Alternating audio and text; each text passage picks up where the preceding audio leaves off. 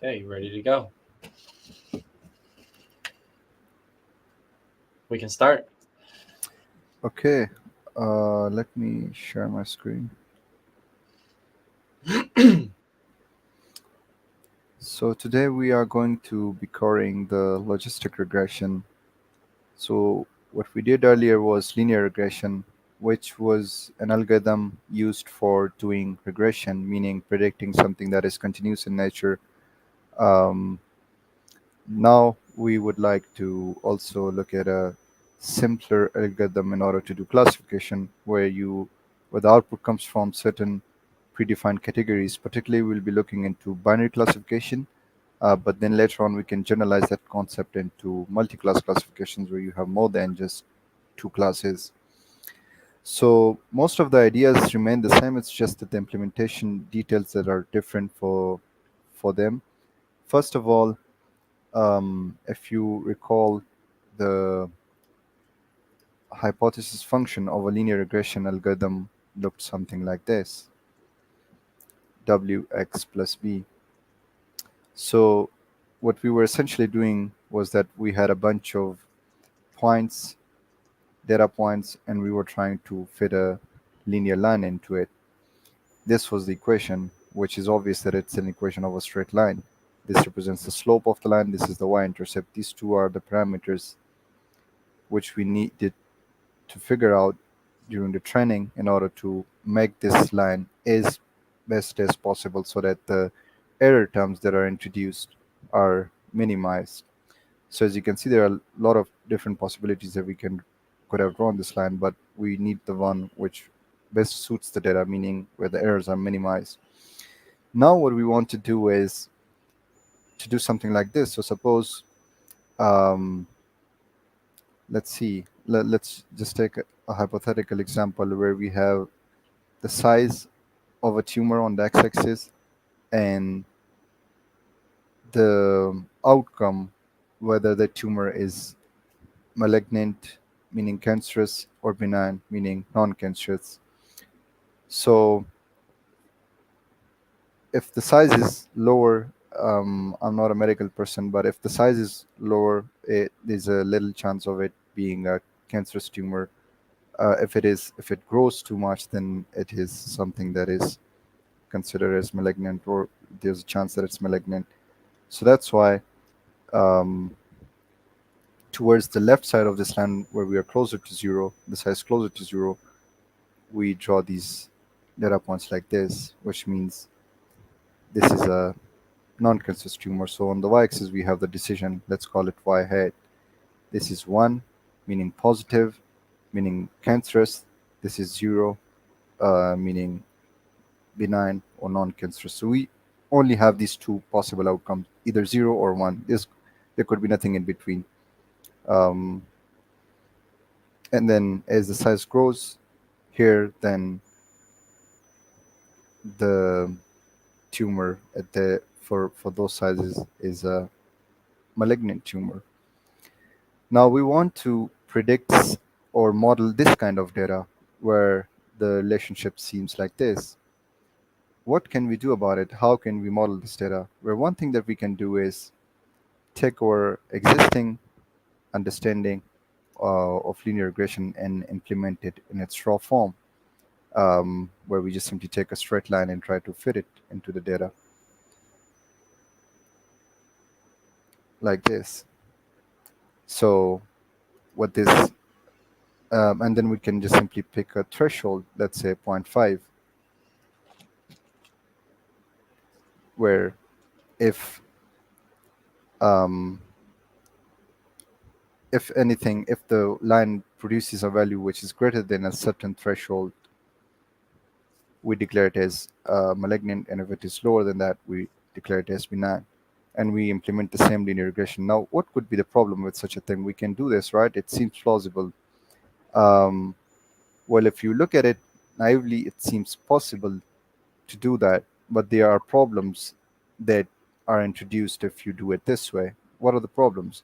Well, suppose, like linear regression, as you can see, as the size grows, it is producing values that are consistently keep on increasing, although all that we need is either a 0 or a 1. we're not we don't need if the size is, let's say, 100, the value is this much, and if the size is, let's say, 80, the value that linear regression is producing this much. We don't want that. We just only want if something is 0 or 1. So an ideal situation would be to fit a something that looks like this. It flats out, right? No matter how much you increase the size, it is just producing 1. And no matter how much the size reduces, it is just producing 0. This is ideal. That's what we want. So how can we convert from this to that? Um, well, we can take this existing linear regression equation wx plus b and apply some nonlinearity on it, which would convert this straight line into this kind of a curve, which best suits the data. By the way, in the beginning, I said we can still use this. So although ideally we would like something like this, but um, the straight line could still work, it seems. What is the problem with it? Well, the problem with it is, let's say we introduce something. There's a data example which appears way beyond what the normal distribution is. So it appears somewhere like here in the normal distribution. Well, for original data, where we just had these points and these points, the straight line that you would have fitted would appear like this. But if you introduce um, this one now, um, this data point, and do the linear regression again, because it is an outlier, and remember, linear regression is reducing the square differences. That's why it's introducing a way higher loss into the cost function, and that's why this linear regression line would change its course in order to be as close as possible, not just to these ones but also to this one. So the updated linear regression line would now appear like this, and now the threshold that was previously here, it would be now somewhere here. And because these points are now lower than that threshold, these would be considered as benign tumors by our linear regression line, and those would be considered the malignant ones. While we know that these are not the benign ones, these are malignant ones, we want them correctly classified. But just because of this, and because of using linear regression, um, the line stretches so much that now they fall beneath our threshold. I hope this point is making sense. Yeah, it's a good illustration. Great. Does that So, make sense, Farhan? Hey, can you like repeat the last thing you said?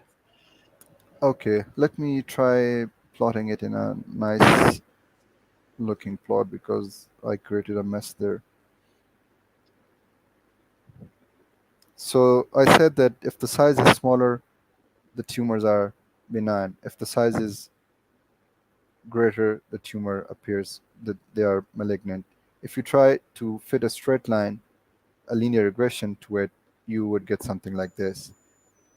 And then what you can do is you can pick a threshold, let's say this point. So you say if my linear regression line, if my linear regression algorithm is producing a value which is lower than this threshold, this value, I would declare this to be just the benign tumor. And if it is producing something greater than that value, that threshold, I would declare them to be as malignant tumors.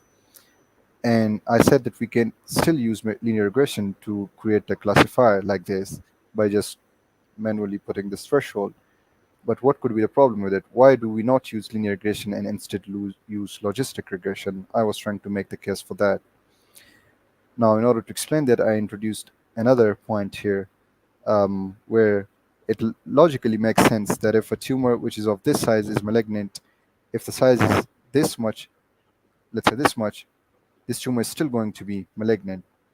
It doesn't matter how much the size grows after a certain point. So what we want this line not to change its course if something appears on the far right, because it's obvious if the size is greater than a certain threshold, if it keeps on increasing, the cancer is still malignant. So ideally, we don't want this line to change. But if you run your linear regression analysis once again, the updated line that you are going to get would not be the same. It would now appear somewhat like this. Now, why is that the case? Well, that is the case because this is a point that was producing huge um, error. If we compute that error using the original line, this much error was introduced. And this error is even getting squared because the loss function that we are using in linear regression is MSE, mean squared error. For that reason, this updated linear line would try to become as close as possible to this one. Not go away from these ones. Of course, it's trying to minimize the overall cost, but still, because of this introduction of this outlier, the line would change its course, even though we don't want it to change its course. And this makes logical sense, just like I explained, that it should not matter. It's still malignant, even if the size keeps on increasing. Now, what happens if if changes its course, if the line becomes different? What happens is that now this threshold, this value that we have put would appear here instead of there, because the line is now more horizontal. And even though I didn't plot any points here, but there could be a case where some of the points would now, malignant points would now fall below this point in your line, and because of the threshold that you have set, you would now declare these as to be the benign tumors, even though this is malignant. But because of that outlier that we have introduced, threshold, the line is now so skewed towards that these points are now occurring below the threshold. That's why they are considered benign, even though those are malignant. If we would have used this curve here, that would have not been the case, because this curve flats out. So it starts like this, it goes up, and then again it flats out.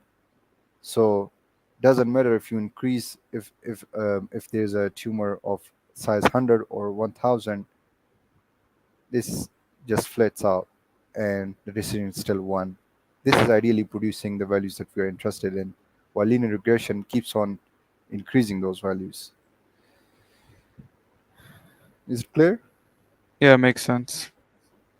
Okay. So how do we go from this straight line or this equation to this curve that I have drawn? There's a very nice looking formula for it. This function is called sigmoid function. Have you heard the term before?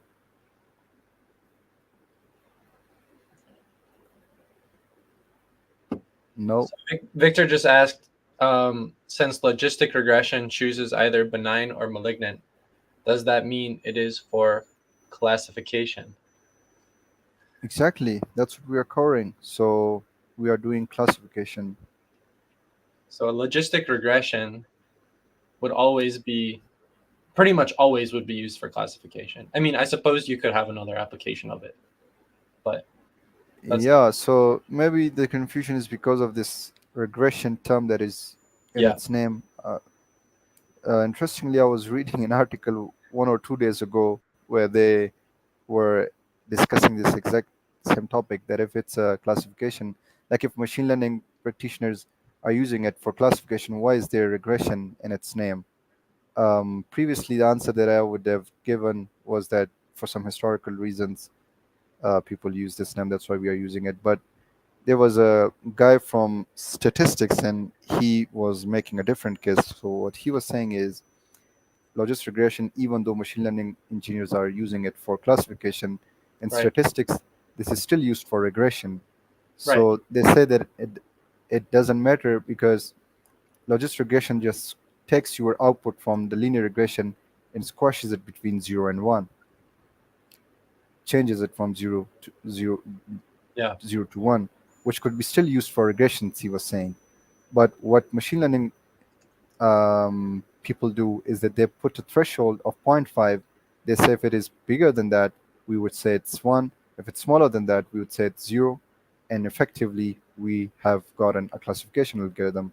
So logistic regression is then synonymized with classification in machine learning. But even though regression statistics people object to that, they say it's still a regression.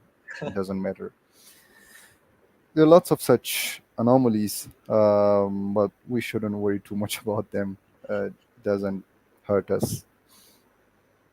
Okay, so I was talking how do we get from this straight line to that, and the equation which converts this straight line into that decision curve that you see is this one. So you take the original linear regression equation and you place it on top of this.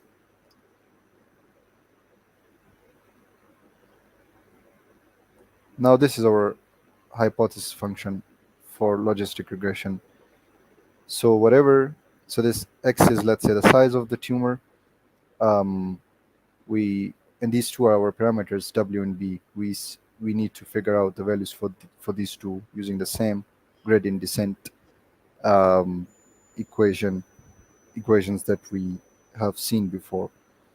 But now the decision would look the decision function or the hypothesis function would look like this.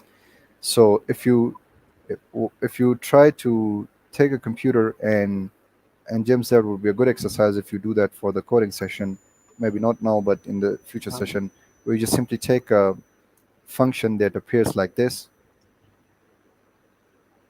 You declare an array z of some values between, let's say, negative 5 to 5, with a step size of, let's say, 0.01, and then you produce the output.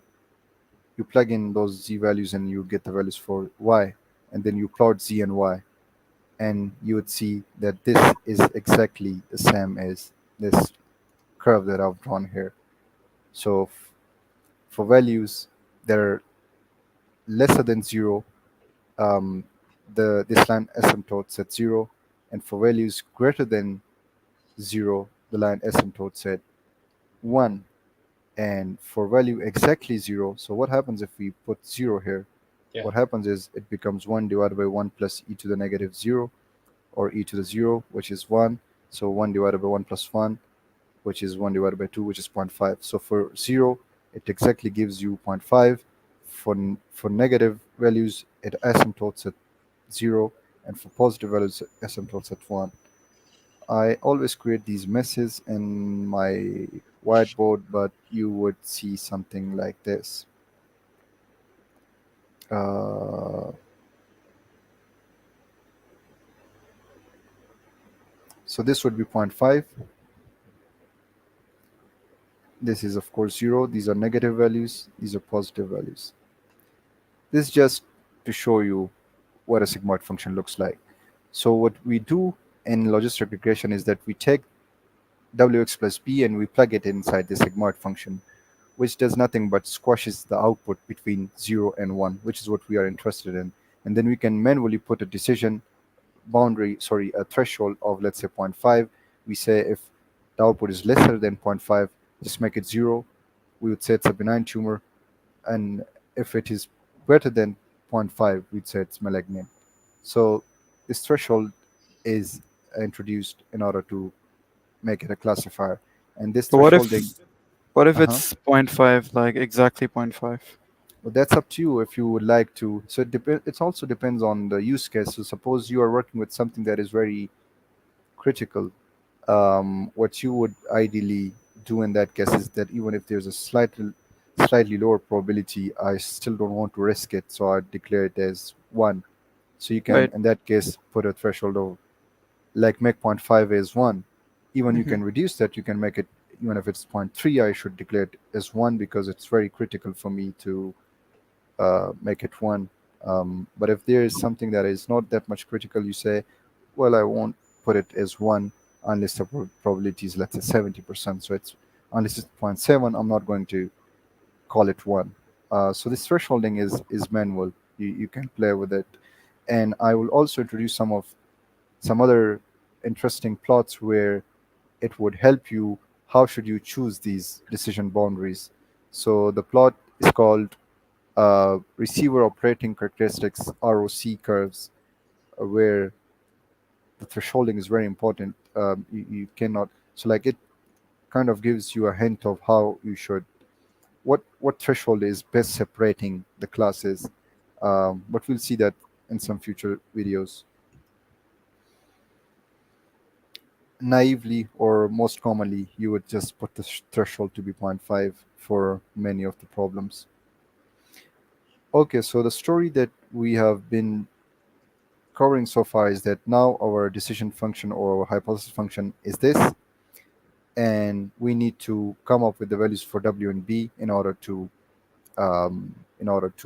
make this a logistic curve or sigmoid curve best fit to our data.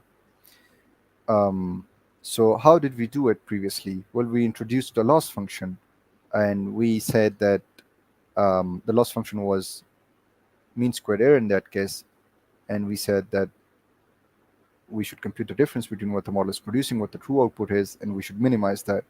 And then we saw that what we can change inside that function is only the w and b because the rest comes from the data. Um, the story stays the same here, but the problem is we cannot use mean squared error here. The question is why? Why can we not make use of mean squared error? The answer to this is we cannot use mean squared error because if you try to use mean squared error with this nonlinear function, sigmoid function that we are using, your loss would now look somewhat like this. So if you plot w and the cost using this sigmoid function, hypothesis function, the loss would now look like this. Whoa. What's the problem with this plot? It doesn't take us anywhere. Well, What do you mean? there's a lot of local minima. Yeah, that's the um, real thing or the main problem that is introduced by this sigmoid function. It is a non-linear function, and that's why the loss that the loss plot that you are getting now is highly non-convex. So remember what was convex? Convex was this. We just had one minimum point. It was the global minimum point. There were no minimum local minimum points minimum. But now with using the sigmoid function, there are a ton of local minimas that are produced. Now, Burhan or Vector, can you tell me what is the problem if we have local minimums?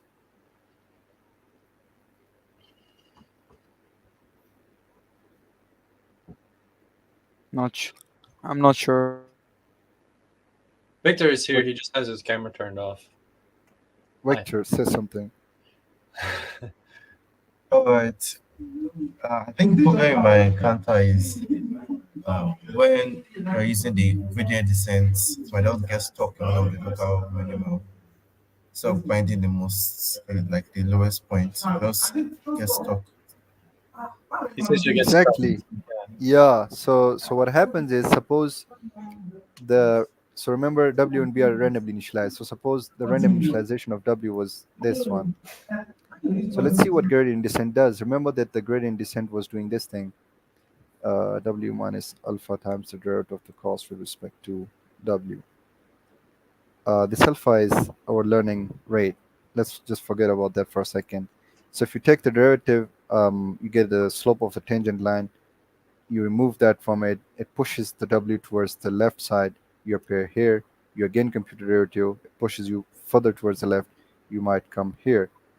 What happens here? Well, if you compute the gradient here, slope of the line becomes 0, and you are no longer updating W because you're subtracting 0 from it. Now, you can fool yourself into thinking that because the loss is no longer decreasing, I might have reached at this is like the lowest point that I can get for my cost. But if you plot it, you see, oh, that's not the lowest point that I can get. This is the lowest point that I can get.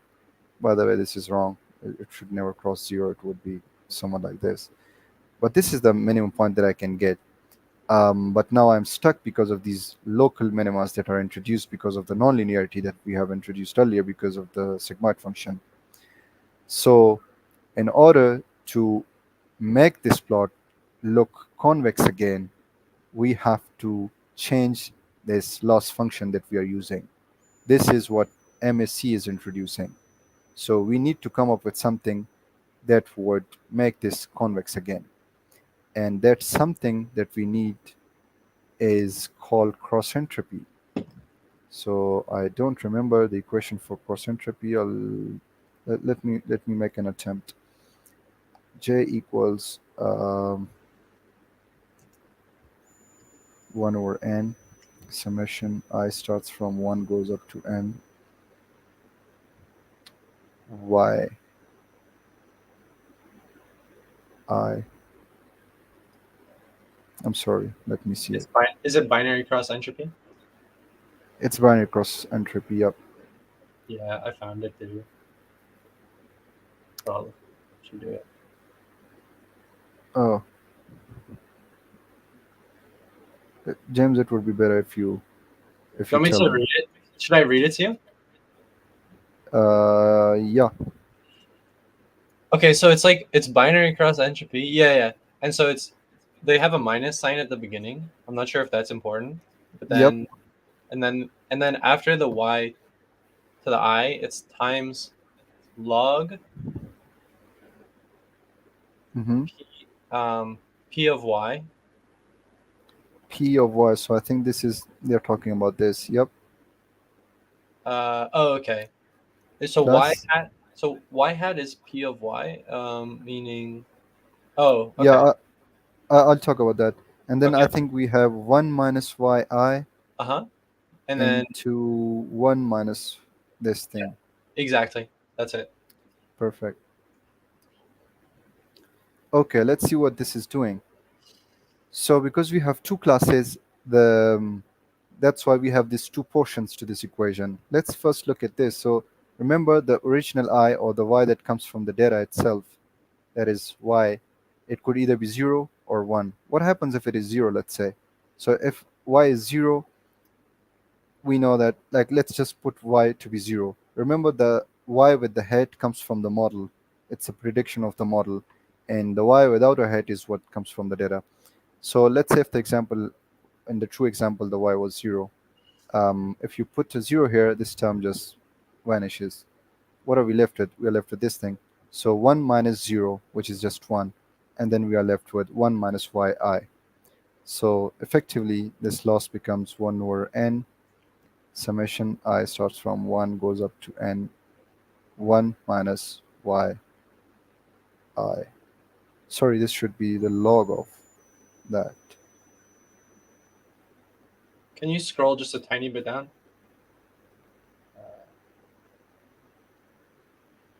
Yeah, perfect. Okay. Now, and what happens if it is 1? So this the loss reduced to this if it is 0, and if you plug in 1 here, well, plug 1 there, that terms becomes 0, the whole terms vanishes away, and you are left with this thing then. So this is the point where I was saying that I would explain in detail how is this accumulating the difference, but because I don't have the whiteboard drawn, it would take me a lot amount of time in order to explain that. So I'll save this for the Yeah, next session. This yeah. is the loss, and I'll tell you how is it computing, or how is it accumulating the difference, of if the model is producing something way off than the true output, and what happens if it is producing something that is very closer to the true Mhm. output. But let's just save it for the next session. Okay, so the story we are having, are currently in, is we have this decision function, this hypothesis function, and this is now our cost function is different from MSC. It is this thing. Why is this thing? Because MSC is producing these local minimas, and in order to convert this from this funny looking loss function to this nice looking convex loss function, which is much easier for gradient descent to optimize, then we need to introduce this loss function. This loss function is called cross entropy, or more precisely, it's binary cross entropy. Um, if you plug in this loss function and you now plot again the loss with W, you would be seeing a plot that would look like this, a very nice looking convex plot. Now, if someone asks me why is this loss converting this nonlinear into this nice looking convex plot, my answer is I don't know. This comes from probability and maximum likelihood estimation. If someone is interested in that, I'll just write the term for them. They can look it up. But this is something that comes from probability theory. Maximum likelihood estimation. This thing existed way before machine learning, so they are just making use of these things, leveraging existing knowledge to get things done. But yeah, this converts it into convex loss function. So the final point is now if you have this loss function, if you have and now the goal is and it is a convex plot and you have gradient descent, you just simply need to run the gradient descent on it in order to reduce its loss, its value. And gradient descent works in the exact same old manner that we discussed earlier, that it computes the slope and updates the values for w using this equation. Same story goes for the b term as well.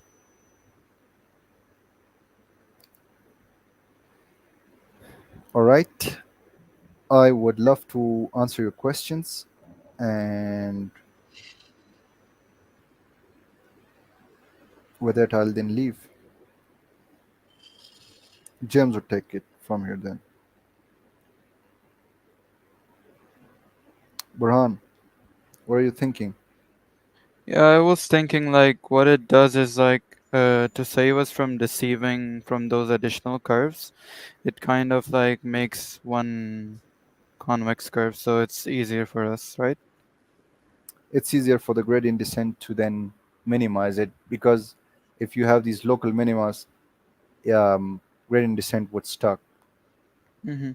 Makes sense. So yeah, and by the way, this is we have effectively um, avoided this problem with logistic regression. But when you'll be looking into neural networks, their decision function, hyperpass function, couldn't be. They are way more non-complex and non-linear than what this is looking. And then the result of that is, even though if you use the cross entropy, still you are not always going to get a nicely looking convex plot. It would still be a plot which would contain local minimas. Then the question is, how do we avoid local minimas there? Um, they haven't, like, there's not a perfect way to avoid them completely. So you'll still stuck in local minimas when you are training a very huge neural network on some problem. But there are some tricks that are played. One of the trick is called stochastic gradient descent.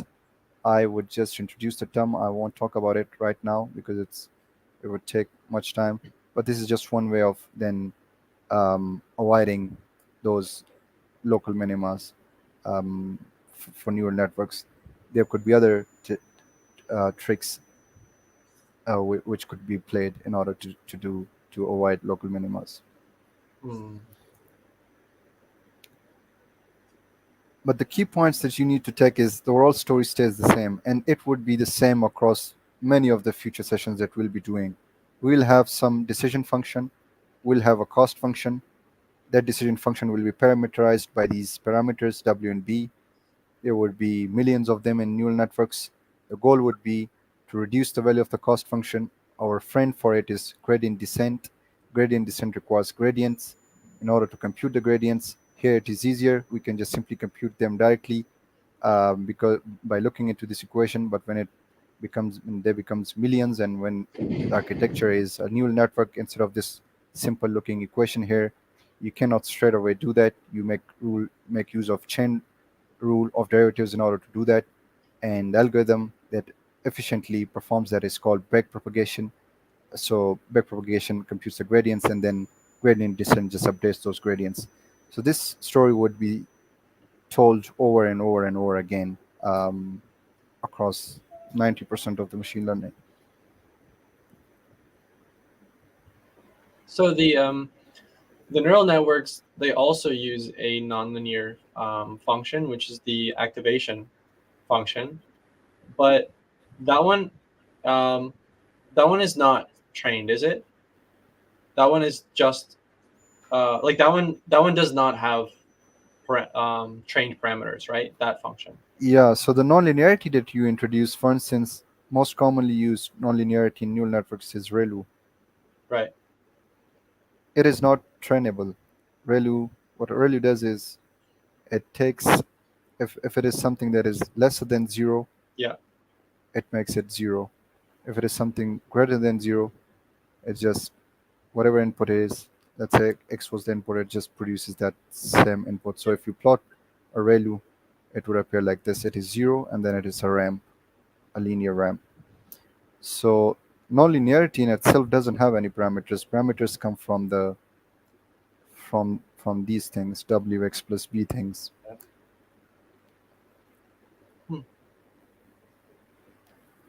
All right. Victor, is that all good? Yes, yes, I don't have any question. But I was wondering, like, a lot of these things are a little bit technical. Maybe there's like an extra material I could like check to be learn more about them and the formulas. To learn more about what? Like this, the theory part of Okay. logistic regression. Okay, what is Vector asking? He just asked like what are some good resources or references to learn more about this topic? Which topic? Logistic regression. Logistic For regression. example. Oh, logistic regression. So logistic regression, I mean, resources could be one of the principal resource that I have learned these things from is this course on Coursera. um, it is from Stanford University. um, and then there are tons of videos on YouTube as well on logistic regression. But if you are interested in the particular subtopics of it, for instance, I said maximum likelihood estimation, you can just simply uh, watch articles on it, or maybe study it in some probability book somewhere. And if you want to study sigmoid function or other nonlinear functions, there would be some resources which I don't have something specific in my mind, but these topics are simple enough that you can even read a Medium article on it and still make good sense of what is happening. Uh, yeah, actually, there's some pretty good Medium articles on this topic. So a friend of mine just wrote a Medium article on linear regression. Maybe I'll ask her to write one on logistic regression. Yeah. Cool. So I think, James, it would be a good place to then begin the notebook, right? Perfect. Yeah, amazing. So let us do some code. Let's see. All right. So here we are on the course page. The first part. Oh, I had another monitor, but I unplugged it. Oops.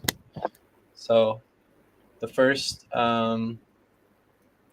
part was linear regression, and then here under logistic regression, have this this little project, and this is going to be similar format to the project that you all did last week, but this is a logistic regression, so it's a classification problem now. So yeah, you can all open this notebook as well. I think you all have this this link here, but I'll send it again just so you have it. Send it in the chat. Yeah. So this is the notebook, and we'll just walk through it. But the idea is to take some data about tissue that was taken out of breasts using this this method called fine needle aspirate. And so I was kind of curious about this, so I just like looked it up. So maybe I can show you kind of, this helps me a lot. Okay, so this is the images that they are using to produce this data set. So if you look at it, they sort of like take I think they take a needle and then they just extract some tissue, and then they get images from that tissue. And then what they do is they, looking at all of the cells in the image, they kind of create some they measure some properties, some aggregate properties of all of these cells, such as the size and the circumference and these kind of things, for each image. So each data point in this data set is a different image, which might have multiple cells in it. And then a doctor, I think, would go and then decide if the tissue looks malignant or benign. So hopefully it's benign, but some are malignant. And here shows like 40% of them end up being malignant. So that's, oh, sorry. So going back to the data set, this is what I was just looking at. So in the data set, the doctor gives this diagnosis based on possibly the image, but then all of these as well, all of these other features, and then marks it as malignant or benign, and then that's the data set that we're using. Does that make sense so far? Yep, it Cool. does. Cool. So our goal is to take the for this example, my goal is to take the images that have been marked by doctors as malignant or benign, and then make a machine learning model that can take the numerical parameters from those images and then classify it as malignant or benign. And then for your project, you can choose. Actually, I'll let you know right after what you can do. But there's kind of some fun data that you can, some more fun data than this that you could use. So let's run this first import statement. And feel free to open this notebook and run it along with me. So all of the usual stuff, and then from scikit-learn, we're importing the logistic regression, which is new, the train test split, which we've used before. These are all used. These metrics are all used for evaluation after the training, when we're seeing how accurate the model is, and then a couple of data processing functions. So I just downloaded the data set directly into the notebook. So that should show up here as CSV. Perfect. Can read the CSV and check out the values. Okay, so obviously there's a lot of benign as well, but the first 5 are just malignant, and we can see all these different features in here. The perimeter, the area, the smoothness, compactness. So we are going to be using these to base our model off of. And we can use actually, I know Naveed didn't exactly touch on this on the theory, but we can use multiple input parameters, right, Naveed? Yeah, so the reason I don't usually include lots of parameters is because the equation becomes so bigger. Yeah. But really the idea stays the same. So if you have wx plus b, x represents, let's say, the radius, you can have w1 x1 representing the radius, w2 x2 representing the texture, w3 x3, and so on. Yeah.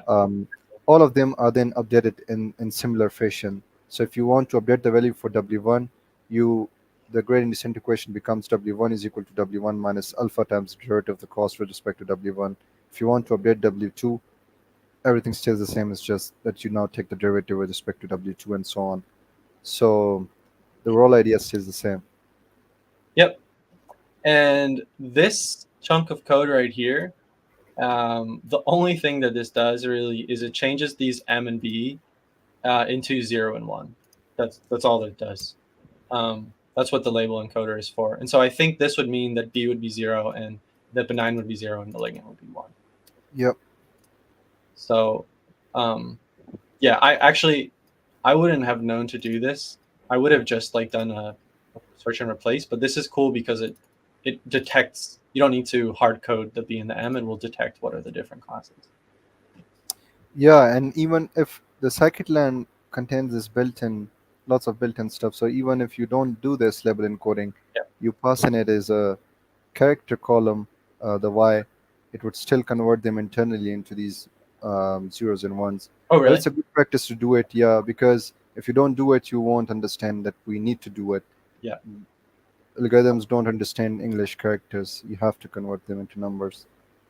Right. So this chart is not entirely necessary for what we're about to do, but we can just see some properties, radius and the texture. There's correlation between them, but oh yeah, and here's one showing the different radii. So there's a lot of radii between 10 and 15, and then there's another smaller around 20. But where it, oh yeah, and here we have another. This is just some exploration charts. We have another chart showing how many benign, how many malignant there are total in the whole data set. So more benign than malignant. And now this is the James, sorry. I have to Okay. leave, so I'll see you guys then. Okay. Naveed has to go, or he's going to be hungry. Goodbye, David. Goodbye, everyone. Bye, Naveed. Bye. Thanks. And so these are just some charts. They're not really key to what we're about to do, but it's just, we're just exploring the data. And as you are checking out your data set, I definitely recommend, making a few plots just to get an idea of, what you're looking at. Because you cannot visualize everything in one plot. And then this is where it kind of gets interesting. You saw this before in the last project, right? So, so here, I've removed the diagnosis because we've actually replaced the diagnosis column, which was B and M, with this new one called diagnosis encoded. So we're going to use that one instead in any numerical situation. And yeah, I just ran the heat map to see which things are looking correlated. As you can see, there's very little negative correlation here because this only goes down to like minus 0.25. But the on the positive correlation, there's a lot more. So like, for example, the worst radius, so the largest radius of any cell in the picture is obviously very correlated with the average radius of all of the cells in the picture. So like, obviously that would be pretty correlated. Here it turns out to be very correlated. I guess the cells are similar in size. But we're kind of really interested in not all of the correlations, but I think we're mainly going to be interested in what is determinants for whether it's malignant or benign. So if we look here in this last row, we see correlations. And I mean, what do you think? Which is a good parameter to use? Which are some good parameters to tell if if cells are malignant or benign? Let me know if I should zoom in. There's I think so much to radius look at. mean. Which one? The radius Radius mean. mean. There's so many. Yeah. The first one. On the Oh, the left. radius mean. Oh, yeah. So the size. If it's bigger, then, and that's the example that I think Naveed originally gave in his. So just the radius mean. And then here you see actually the radius worse because there's many cells in the image. This is like the largest. This is the maximum. That one's even better actually. That's 0.78. Yeah, we have 0.79 as well, or concave points worst. Oh, concave points worse. That's really good. Yeah. And we have perimeter worst, which by definition actually should be exactly the same as radius force, right? Because it's Yeah. it's just pi times the Yeah. Yeah, okay, so those two are really good, like concave points and radius. Both of the features, those are pretty good indicators. We could make a model based off of, actually we're going to. So we're going to do two things. I'm gonna make two models here. And for in this little bit of code here, we're just removing things that we definitely don't want to train the model on. We don't, for the X values, we don't want to use the ID because that's just arbitrary. And then the diagnosis, we want to save that for the Y. Everything else we'll throw into the X. But for the first model, we're just going to use the concave points worst, which, as you noted, I think Victor noted, that is a really strong, that is the strongest correlation. And then for the rest of and then for the second model, we're going to use everything else. So let's walk through this code. This here, you've seen before, right? The train test split. Yeah. Yep.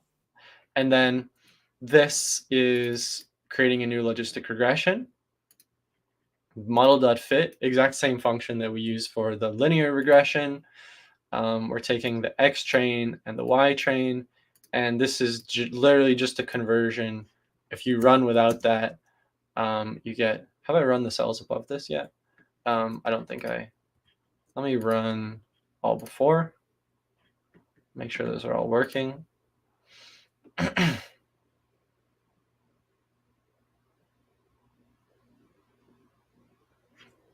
Okay, so this one here, yeah, so this one here, if you just run it without it, doesn't work properly. If you run it with it, then it puts these, and I'm not actually, to be honest, I'm not entirely sure with the internal workings of how this is, but it's just putting this into a vector that fits well into the function. It doesn't change the data whatsoever. Fair enough. Yeah, it's a classic NumPy kind of thing. And then that's all you need to do to fit, to train the model, just this one line. To to then test the model, we test it on the X train. To test it, we want to test it on the X test. And we take every single data point in our test data set and we pass that into the model. That becomes model predict, which is the values that the model predicted for our data points in the test data set.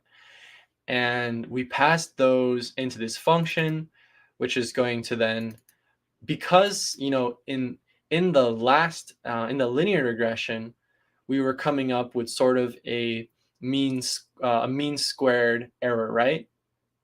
Because for every prediction that we made, there was like a difference between the prediction and the actual value. In this case, it's different, right? It's either going to be true or false. Like you either get it right or wrong. And so that's why we're using an accuracy function here. And so we take all of those predicted values with the Y test values, the values that we know to be correct. And yeah, I believe that this accuracy score here is then just the percentage of, it's just the percentage of these model predicted values that are the same, that are as the ones that we needed to get. So it's like 77%, right? Yeah. So just by taking the the logistic regression model that we talked about with Naveed, and by training that on a few hundred, a couple hundred data points, we got a model that was 77% correct. Right. And I guarantee you, if you used a linear regression, that it wouldn't be so good. For a classification task like this. So what do you guys think if I would take the exact same thing here, I don't want to show the end. If I would take the exact same thing here and I would train it on this is important not to miss. Here we use x2, which is just this one column. Here, if we just put an x, it trains the whole thing on on everything. So everything that's not one of these columns. And so what do you guys think will be the accuracy then? Maybe it's improved because most of it is relevant. What would you guess? Let's say 80%. All right, Victor, what do you think? I also think like roughly 80, maybe 80, 85. What did you 85. say? 85? Yeah, yeah. Okay, cool. Let's try it. So this just trained it, and then it trained the same way, and then it ran the predictions, and then it ran the accuracy. 98. Damn. That's really good.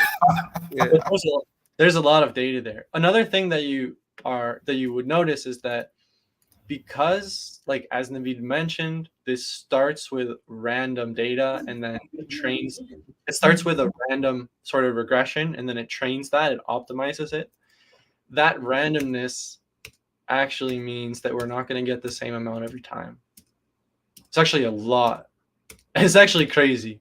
So this is actually a huge difference, and I'm not sure.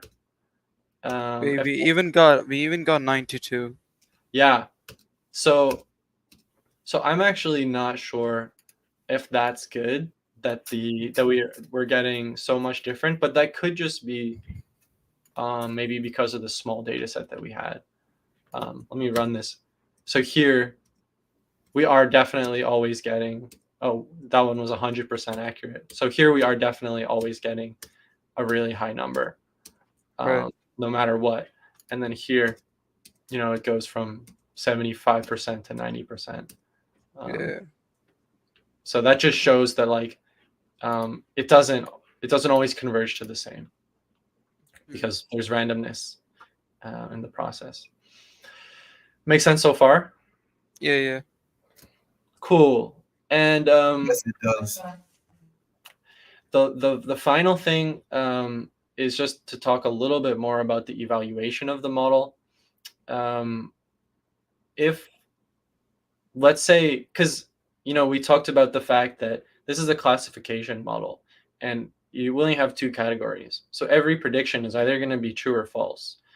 But let's say you're making a model to detect if a tumor or a cell is malignant or benign.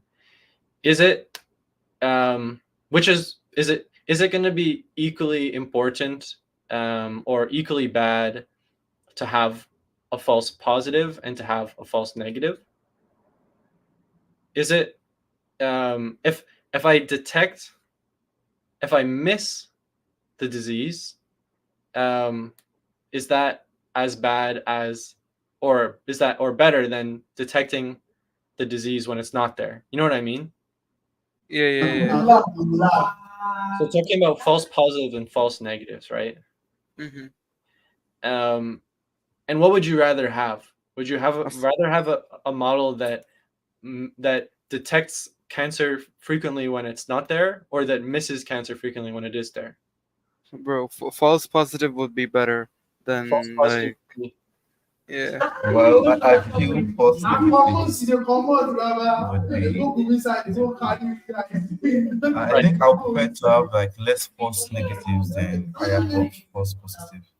So Victor says he preferred to have fewer false negatives than false positives, and that's kind of the point of this confusion matrix.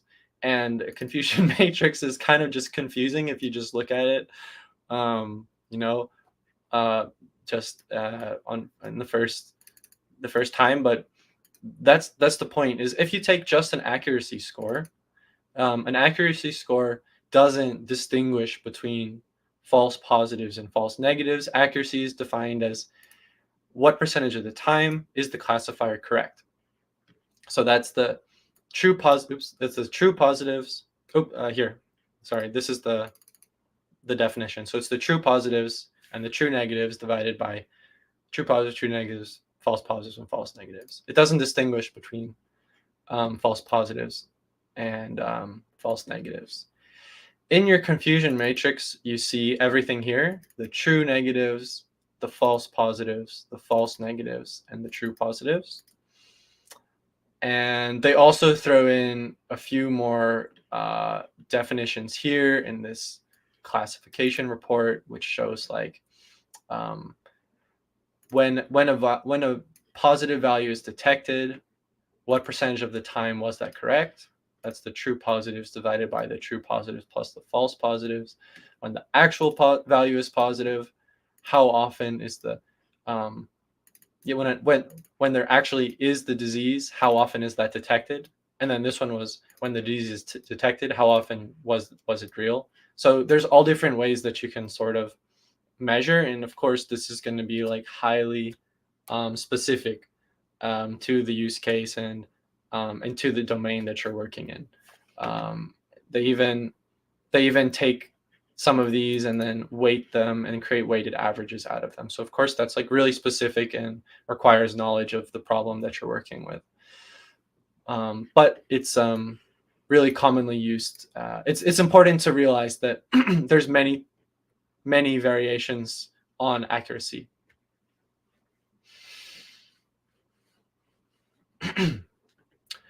So yeah, that's this whole project, and it should be pretty similar to the last one you did.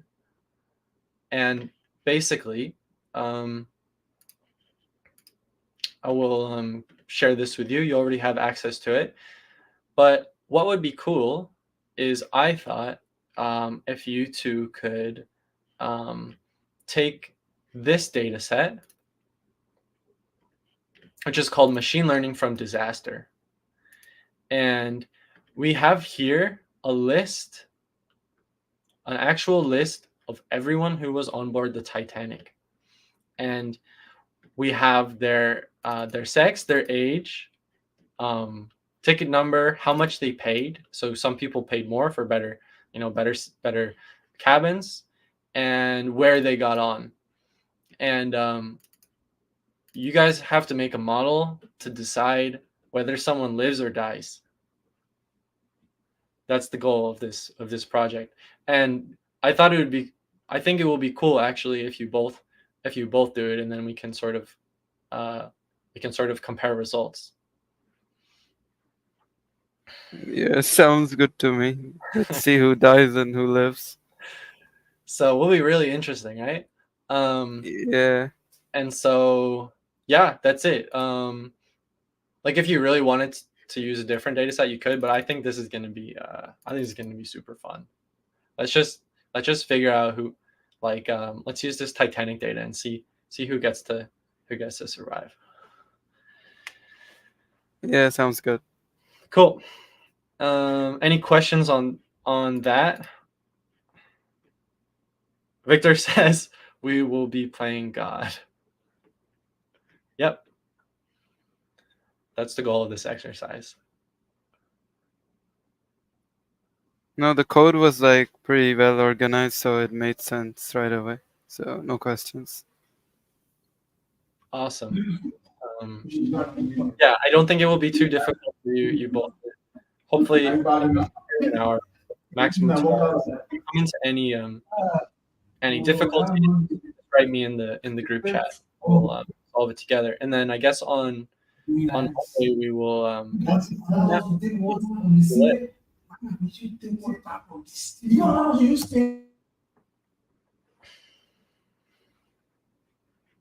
Sounds good? Yeah, sounds good. See you. Sounds good. Cool. Yeah, thanks guys. And, Take care. have a great weekend. You too. All right. Bye.